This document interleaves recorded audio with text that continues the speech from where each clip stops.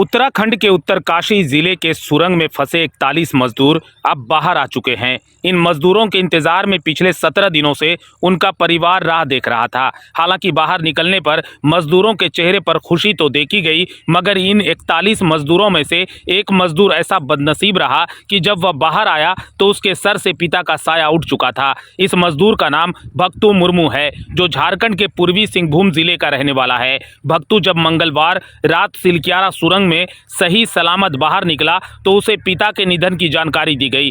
पिता की मौत की खबर सुनते ही भक्तू फूट फूट कर रोने लगा। पिछले 17 दिनों से वह सुरंग के भीतर फंसा रहने के दौरान भी इसी आस में था कि जब वह बाहर निकलेगा तो पिता से उसकी मुलाकात होगी, मगर किस्मत में कुछ और लिखा हुआ था। सुरंग में भक्तू के अलावा पूर्वी सिंहभूम जिले के डुमरिया प्रखंड के भी 6 मजदूर शामिल रहे।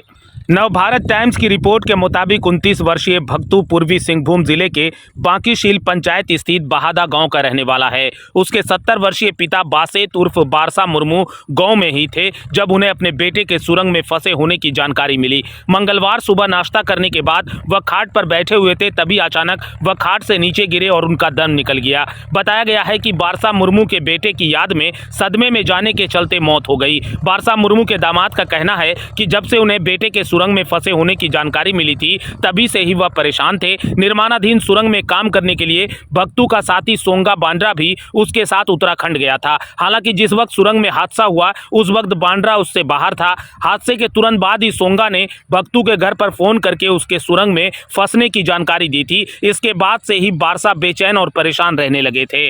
वहीं मजदूरों के परिजनों और ग्रामीणों का कहना है कि हादसा 12 नवंबर को हुआ, मगर उसके बाद भी इतने दिनों तक उनके दरवाजे पर कोई भी अधिकारी नहीं आया है। किसी भी प्रशासनिक अधिकारी ने आकर उनसे उनका हाल चाल नहीं पूछा है। हर दिन भक्तू के परिवार को उदास करने वाली सूचना मिल रही थी, जिसकी वजह से बारसा भी सदमे में चले गए थे। बारसा की मौत से उनकी पत्नी और भक्तू की मां भी सदमे में है।